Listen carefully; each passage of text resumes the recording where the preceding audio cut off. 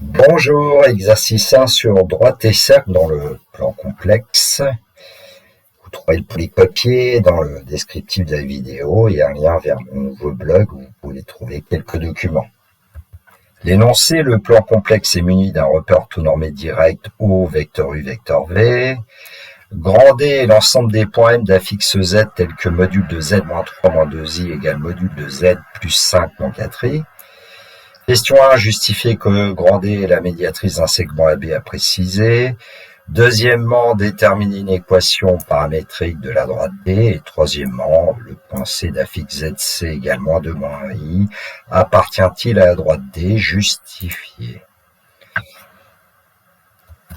Correction. Question 1, justifier que grand D est la médiatrice d'un segment AB à préciser. Alors, le point M d'affixe Z appartient à l'ensemble D, si et seulement si, module de Z moins 3 moins 2i égale module de Z plus 5 moins 4i. Alors, vous avez dû apprendre en maths experte à dire qu'il faut introduire en fait deux points. Alors, il va y avoir un point A d'affixe ZA, 3 plus 2i, puisqu'ici, on a Z moins, entre parenthèses, 3 plus 2i. Ici, dans le deuxième membre, on a Z moins, entre parenthèses, 5 plus 4i. Donc, on introduit un point B d'affixe ZB égale moins 5 plus 4i. Et du coup, on a module de Z moins ZA égale module de Z moins ZB. Ça veut dire que le AM égale BM. Et donc, ça veut dire aussi que le point M appartient à la médiatrice du segment AB, puisque la médiatrice d'un segment, c'est l'ensemble des points équidistants des extrémités du segment. Donc, on peut conclure D la médiatrice du segment AB avec le point A d'affixe 3 plus 2i et le point B d'affixe 5 plus 4i. Alors, je vous ai fait un tout petit dessin avec GeoGebra. Deuxièmement, déterminer une équation paramétrique de la droite D. Alors, on sait qu'on aura besoin du milieu du segment AB que j'ai appelé K. D, la droite passant par le point K est orthogonale à la droite AB. Alors, on va déjà chercher la fixe du point K, qu'on va appeler ZK. Et puis, il va falloir trouver un vecteur directeur de la droite D, sachant que la droite D est orthogonale à la droite AB. Bon, commençons par trouver la fixe du point K. Alors, dans le cours, on sait que quand un point K est au milieu d'un segment AB, ZK, c'est ZA plus ZB divisé par 2. Moi, je préfère écrire 2ZK égale ZA plus ZB pour pas avoir à écrire trop de fractions. Donc, 2ZK égale 3 plus 2i moins 5 plus 4i. Donc, 2ZK égale moins 2 plus 6i. Et quand on divise par 2 à la fin, on obtient ZK égale moins 1 plus 3i.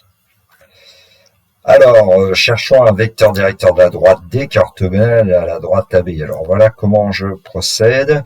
Le vecteur AB a pour affixe ce que j'ai appelé Z, indice vecteur AB. Et on sait d'après le cours que c'est ZB moins ZA. Et donc, c'est moins 5 plus 4i, moins 3 moins 2i. Et donc, on trouve moins 8 plus 2i. Alors, j'espère que vous connaissez la propriété dont je vais parler maintenant, mais ça devrait passer assez bien. Un vecteur orthogonal au vecteur AB, c'est un vecteur que j'ai appelé N, d'affixe Zn, qui est un imaginaire pur non nul multiplié par l'affixe du vecteur AB. Voilà, et donc j'ai choisi moins I. Alors pourquoi j'ai choisi moins I? J'aurais pu choisir I. Bon, j'aurais pu aussi choisir I divisé par 2. Alors, Zn égale moins I ZAB, donc Zn, c'est moins I facteur de moins 8 plus 2i, donc Zn égale 2 plus 8i, et maintenant, on peut peut-être comprendre pourquoi j'ai pris moins I, c'est pour avoir que des nombres positifs ici. Et on s'aperçoit qu'il y a aussi 2 et 8 qui sont multiples de 2, donc je vais choisir un vecteur W qui va être égal à 1 demi du vecteur N, d'affixe, évidemment, W égale 1 plus 4i, ce qui fait que ce vecteur W, c'est un vecteur directeur de la droite D. De ce fait, on va pouvoir donner une équation paramétrique de la droite D. C'est Z, qui est la fixe d'un point M quelconque de la droite D, égale ZK plus WT, d'après le cours T appartenant à R. W, c'est la fixe du vecteur directeur qu'on a choisi. Donc ça nous donne z égale moins 1 plus 3i plus 1 plus 4i facteur de t, élément de R. Et donc, comme on l'avait fait dans le cours, je vais écrire plutôt z sous la forme partie réelle de z plus partie imaginaire de z multiplié par i.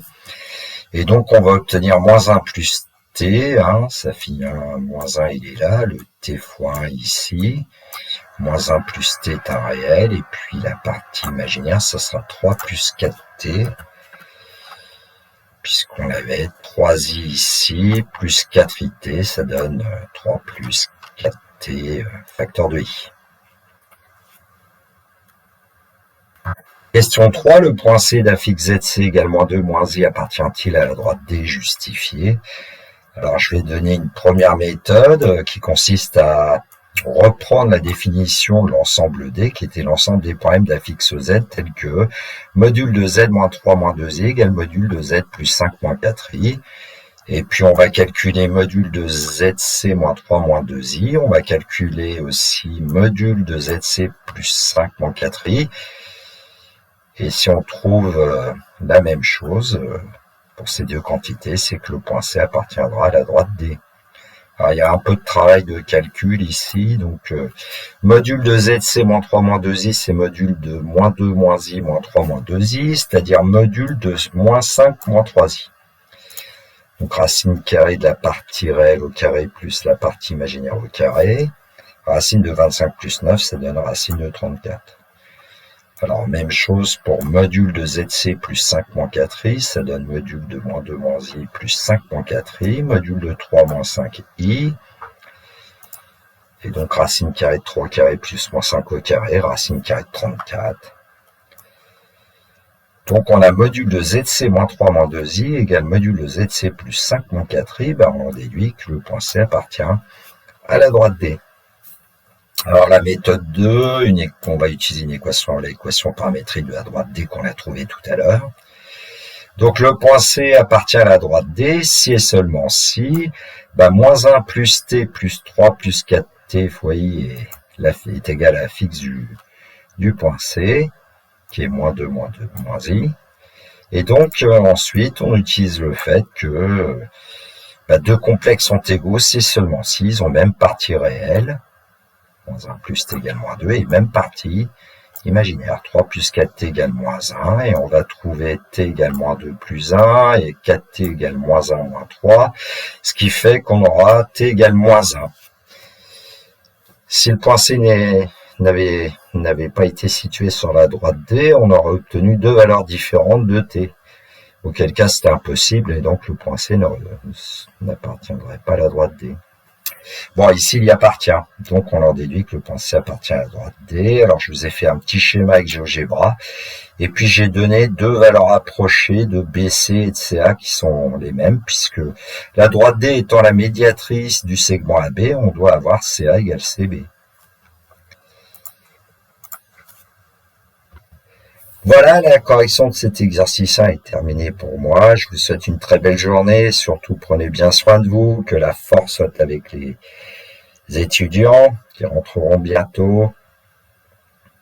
Si vous appréciez, un petit pouce levé m'encourage. Si vous avez besoin d'un commentaire, il me reste à vous souhaiter